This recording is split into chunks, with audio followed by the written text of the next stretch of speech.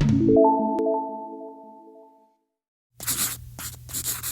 Friends, my name is Sandeep and you are watching methods of channel. आज हम continue करेंगे unit 2 structure of matter को। और आज हमारा जो पहला टॉपिक होगा वो होगा रदरफोर्ड मॉडल। उससे पहले हम रेडियो एक्टिविटी के बारे में जानेंगे। हमारे पास जो पहले साइंटिस्ट है वो हैं विलियम रोएंटजन। विलियम रोएंटजन ने क्या यूज़ किया? कैथोड रे डिस्चार्ज यूज़ की, जिसके बारे में हमने पहले पढ़ा है, कैथोड रे डिस्चार्ज। उसमें क्या किया, उन्होंने इलेक्ट्रॉन को मूव करवाया, इलेक्ट्रिसिटी पास करते हुए क्या किया, इलेक्ट्रॉन मूव किया किसकी तरफ? एनोड की तरफ। और वहाँ पे हमारे पास दूसरी चीज़ जो थी, फ्लोरोसेंट मटेरियल था बिहाइंड दैट, जिस पे हमारे पास क्या मिला था? स्पॉट्स मिले थे। ठीक है, लाइट स्पॉट्स। ठीक है, जब भी वो स्ट्राइक कर रहा था वहाँ पे लाइटिंग स्पॉट्स बन रहे थे। तो उस रेज को उनको उस टाइम पे उसका नाम नहीं पता था कि वो क्या रे है, तो उन्होंने उस चीज़ का जो नाम रखा था वो बोला था एक्स रे। ठीक है, उस रेज का उनको नाम नहीं पता था तो उन्होंने क्या लिख दिया था? X rays. आज भी एक्स रेज के नाम से ही यूज़ होता है। उसमें उन्होंने क्या किया, इलेक्ट्रिसिटी पास की, कैथोड से इलेक्ट्रॉन मूव किया और एनोड की तरफ आए। फ्लोरोसेंट मटेरियल था, उसके क्या है वहाँ पे स्पॉट्स बनते रहे। Fluorescent material zinc sulphide type में यूज़ करते हैं। दूसरी चीज़ उन्होंने क्या कहा, यहाँ से उन्होंने कहा कि जो हमारे पास जो एक्सरेज हैं, पहली चीज़ तो उन पे इलेक्ट्रिक फील्ड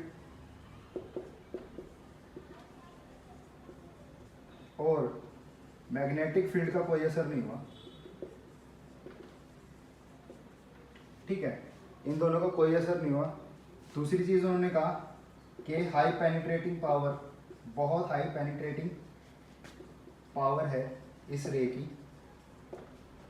ठीक है, दैट्स वाई ये हमारे पास क्या है, interior of human body,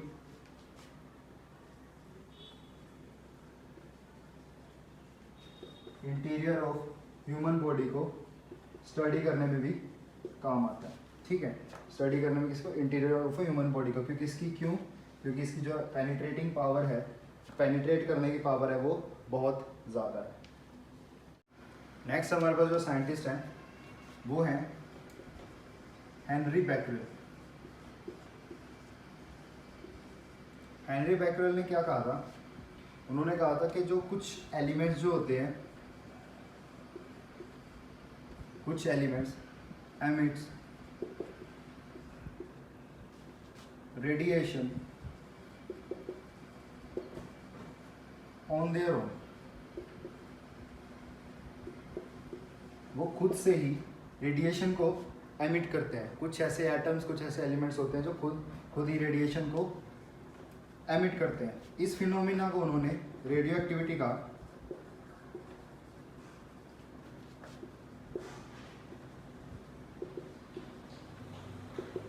phenomena को कहा रेडियो एक्टिविटी। और उन एटम्स को या एलिमेंट्स को उन्होंने क्या कहा? Radio active elements, radio active elements. Now अब हमारे पास जो इस चीज़ को यूज़ करते हुए, हेनरी बैकरेल की बातों को यूज़ करते हुए आगे बहुत से साइंटिस्ट थे जिन्होंने इस चीज़ को यूज़ किया। जैसे कि हमारे पास रदरफोर्ड थे, ठीक है, मैरी क्यूरी थी एंड मैनी मोर। ठीक है, और भी थे जिन्होंने रेडियो एक्टिविटी की फील्ड में और भी काम किया। ठीक है, अब हमारे पास जो मेन है वो है, अब कौन से पहले तो पार्टिकल्स देख लेते हैं। पहली चीज़ है हमारे पास अल्फा पार्टिकल, जो कि रदरफोर्ड ने यूज़ किया था अपने एक्सपेरिमेंट में। ठीक है, अल्फा पार्टिकल। देन हमारे पास दूसरा है बीटा पार्टिकल।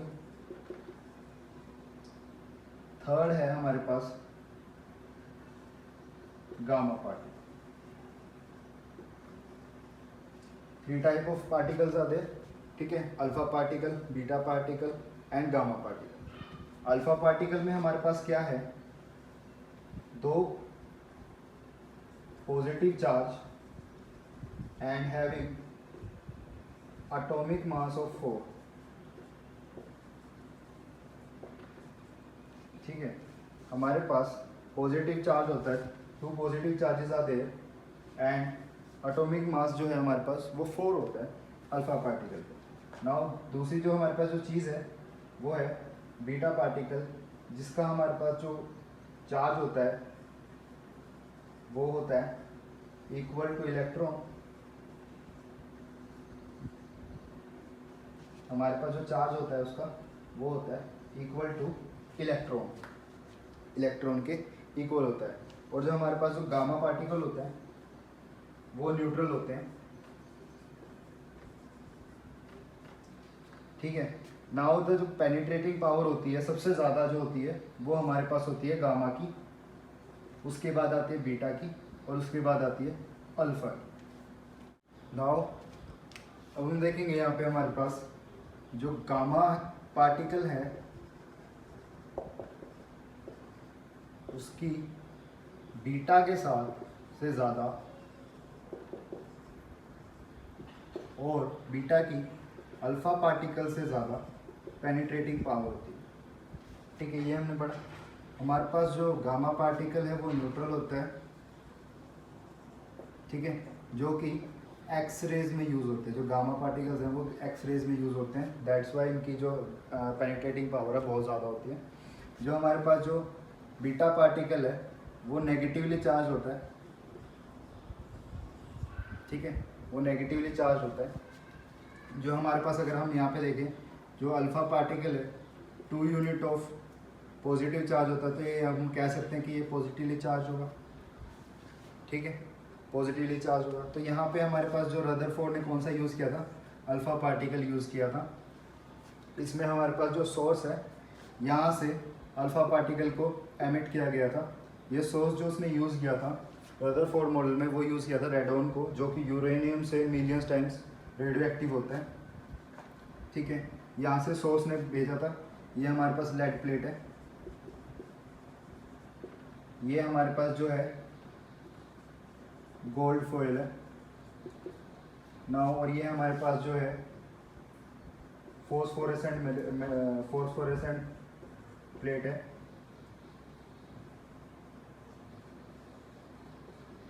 मटेरियल, ठीक है। जिंक सल्फाइड भी कह सकते हैं, जिंक सल्फाइड से कोट किया है। तो अब हमारे पास पहली चीज़ तो सोर्स तो पता लग गया, हमने रेडोन यूज़ किया था।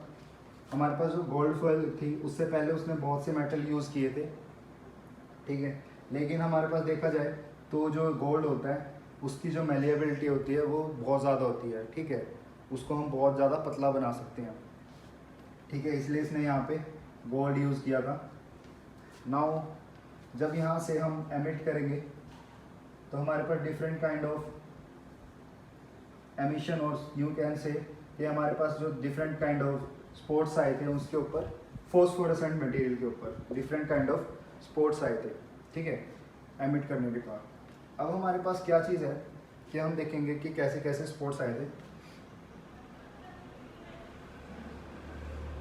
अगर मैं इसको थोड़ा और बड़ा कर लेता हूँ एटम को, ठीक है, मेड इट लाइक दिस। यहाँ पे हमारे पास एक मॉलिक्यूल बना दिया मैंने जिसमें बहुत से एटम है, गोल्ड मॉलिक्यूल है, ठीक है। इसमें यहाँ पे एक एटम की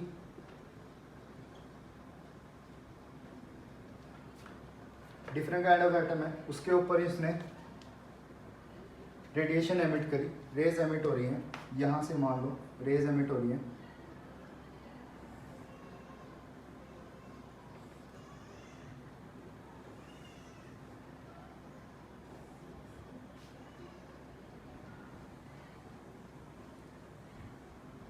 ठीक है, नहीं बनाते हैं। अब हमारे पास यहाँ पे देखेंगे, पहली चीज़ तो हमारे पास जो देखेंगे कि जो यहाँ पे रे है एक इधर को गई है, ठीक है, जो कि इस साइड को बेंड कर दिया है। 2 रेज यहाँ पे हमारे पास स्ट्रेट जा रही हैं और एक रे है जो वापस चली गई, ठीक है, जिसने कह सकते हैं कि यू टर्न मार लिया।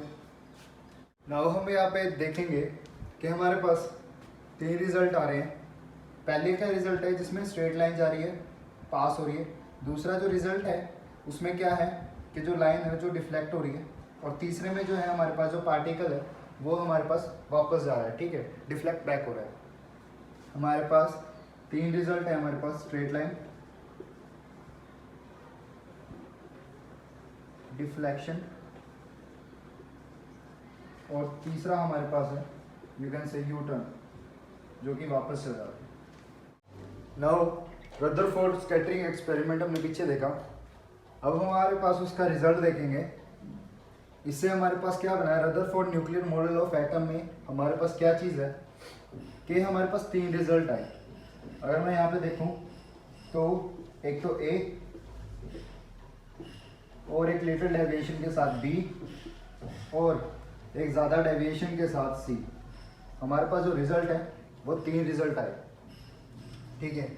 नाउ अब हम यहाँ पे देखेंगे तो ए जो है वो पास कर गया, ठीक है, थ्रू एटम। नाउ बी जो है हमारे पास वो क्या हो गया, लिटिल डेविएट हो गया,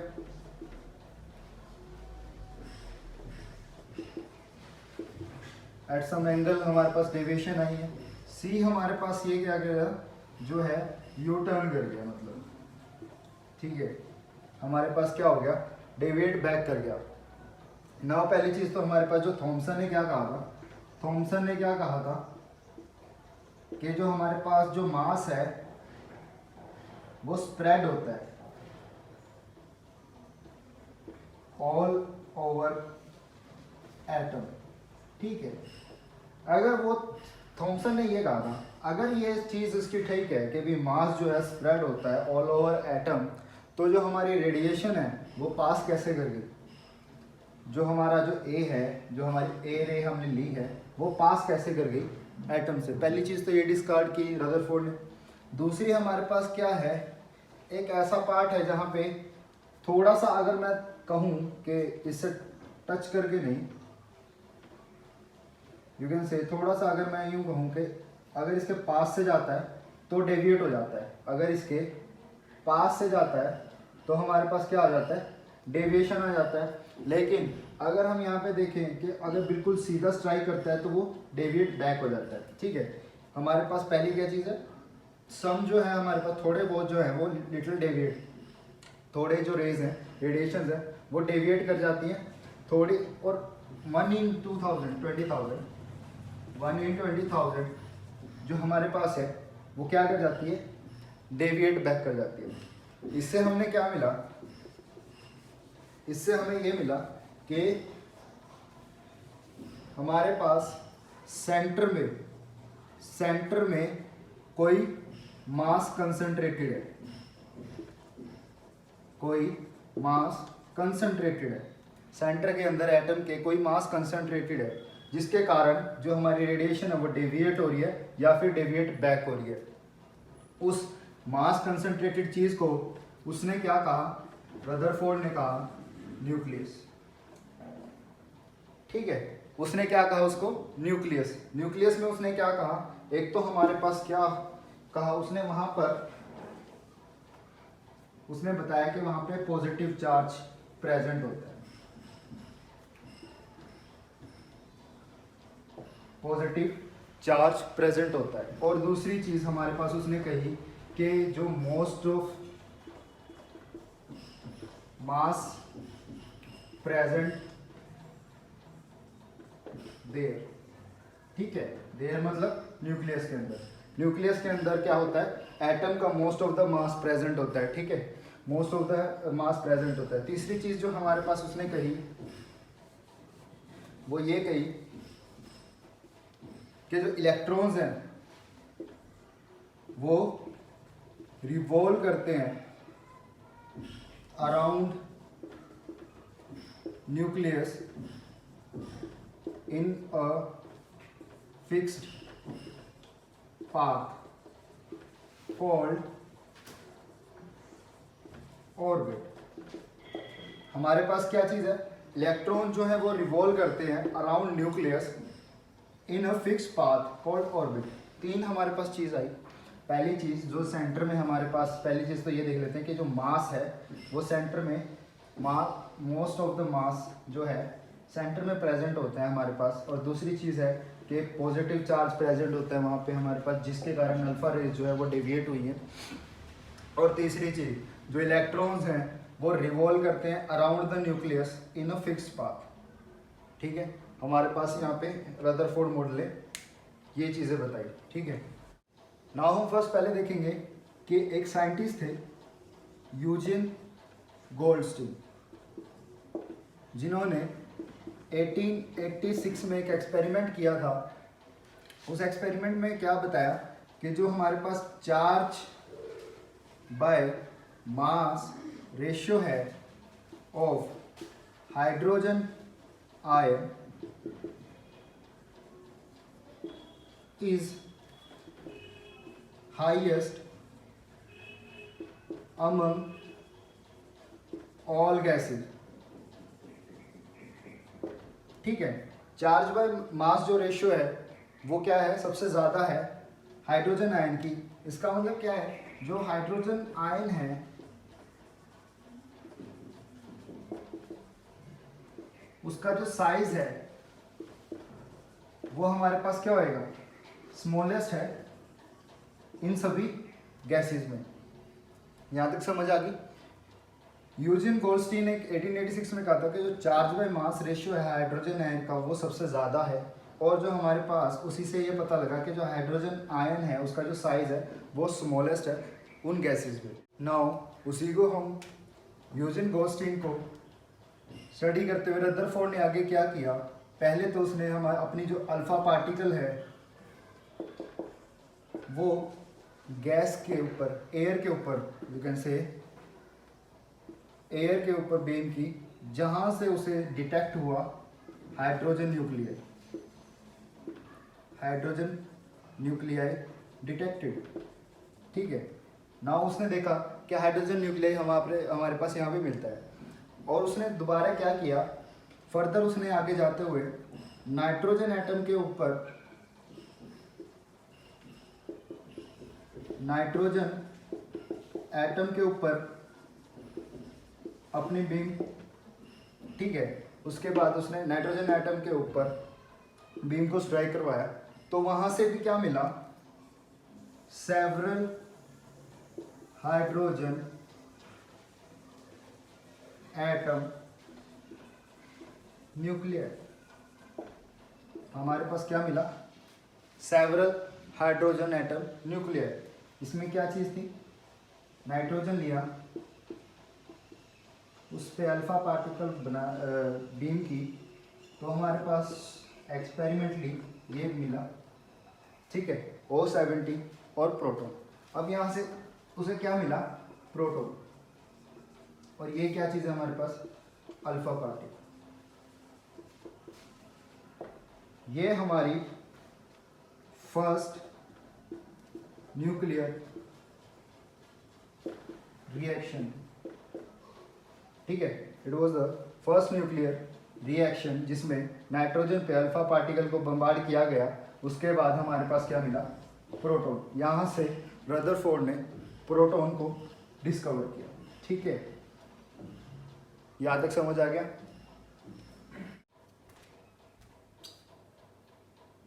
नाउ हमारे पास क्या है, जो बिहेवियर ऑफ प्रोटॉन है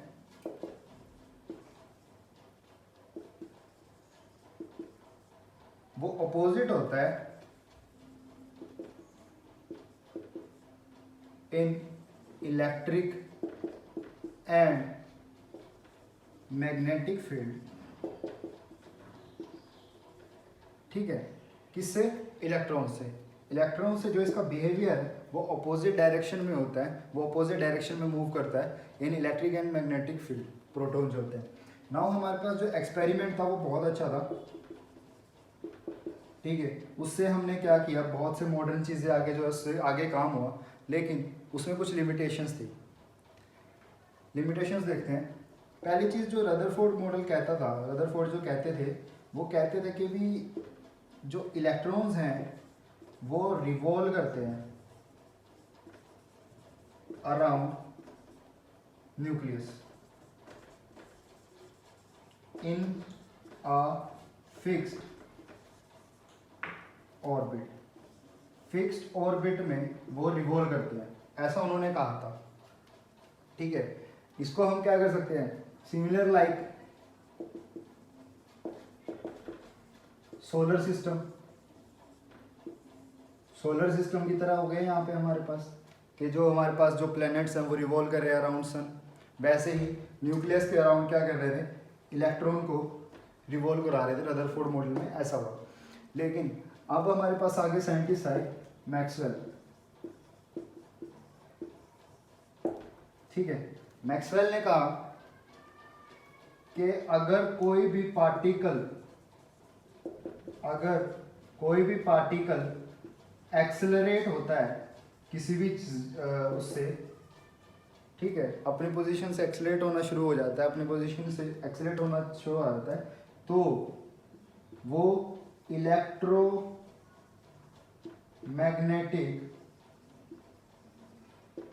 रेडिएशन एमिट करेगा। हमारे पास क्या चीज़ बोली है उसने, कि अगर मैक्सवेल कह रहा है कि अगर पार्टिकल एक्सेलरेट हो रहा है किसी भी वजह से, तो वो इलेक्ट्रोमैग्नेटिक रेडिएशन एमिट करेगा। कौन सा particle, charge particle.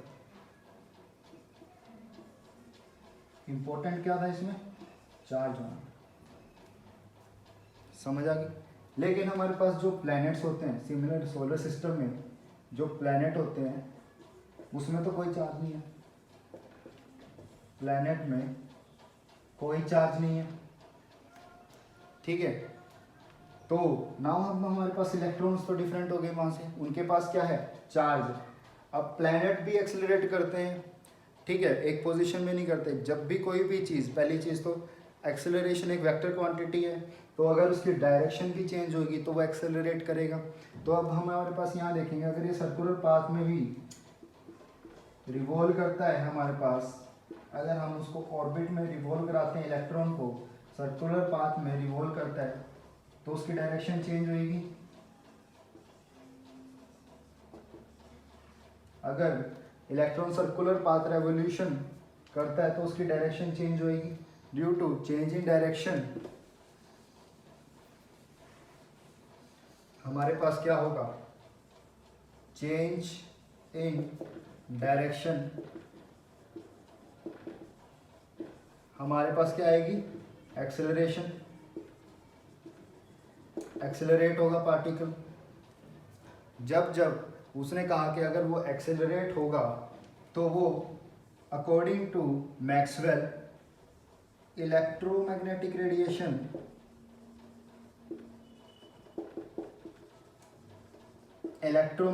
Radiation emit करना शुरू कर देगा। यहाँ तक बात समझ आ गई ना।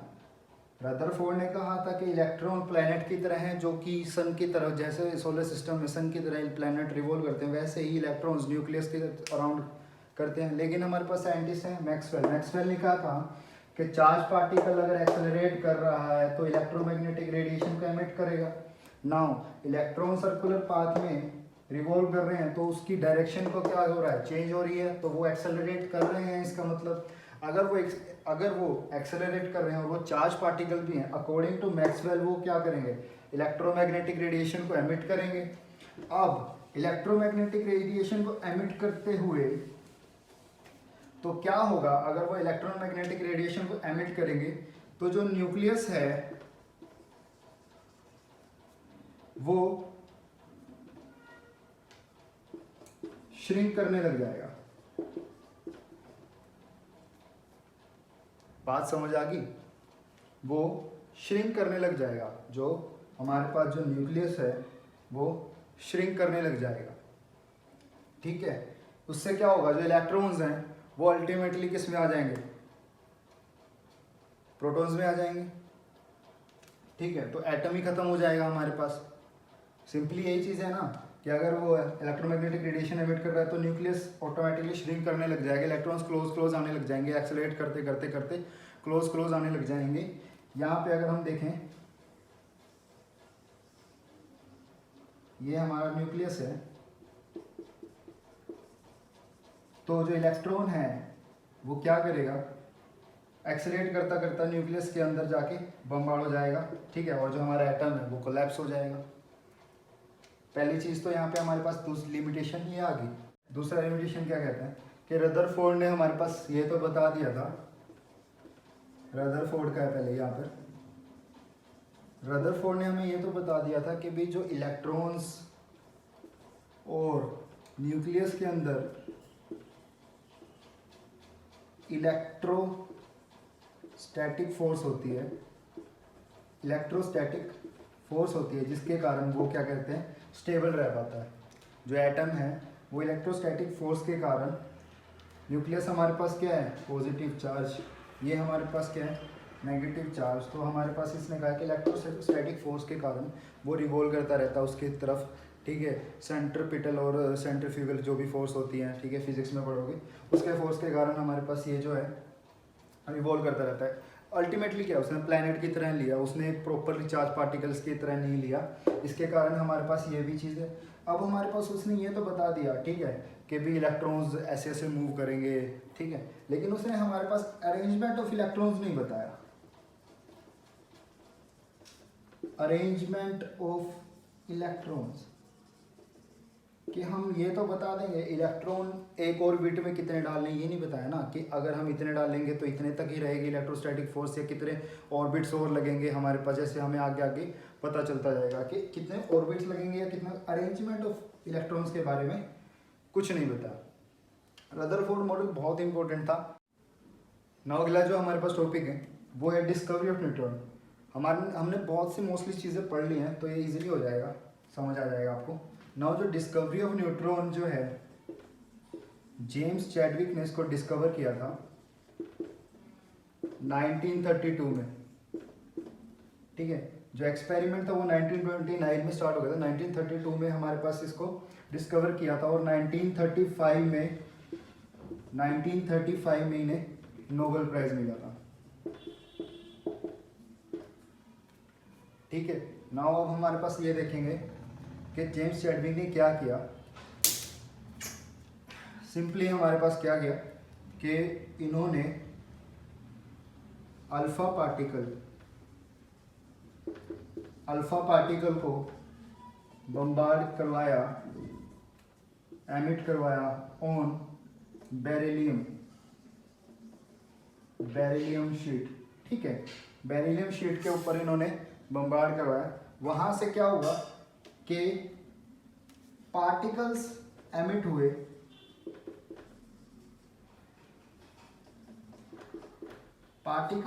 हुए, जो कि थे अनचार्ज्ड। नाउ इन्होंने क्या किया, अनचार्ज पार्टिकल एमिट हुए वहां से, जिनका इन्होंने नाम रखा न्यूट्रॉन, ठीक है, as they are neutral in nature, ठीक है, ना उन पे पॉजिटिव चार्ज था ना उन पे नेगेटिव चार्ज था, they are neutral, that is why they are called neutron. Okay, simple इतना ही था। इन्होंने भी वही अल्फा पार्टिकल को बम्बार्ड करा, बेरिलियम शीट के ऊपर करवाया, जिसके कारण उन्हें अनचार्ज पार्टिकल्स मिले, ठीक है, जो कि हमारे पास, जिनको हम आज क्या कहते हैं, न्यूट्रॉन। आज का टॉपिक यहीं तक था, आगे इसको कंटिन्यू करेंगे। अगर आपको आज का कंटेंट पसंद आया हो तो लाइक करें, शेयर करें और सब्सक्राइब करें मेथड्स ऑफ चैनल को। Thank you for watching.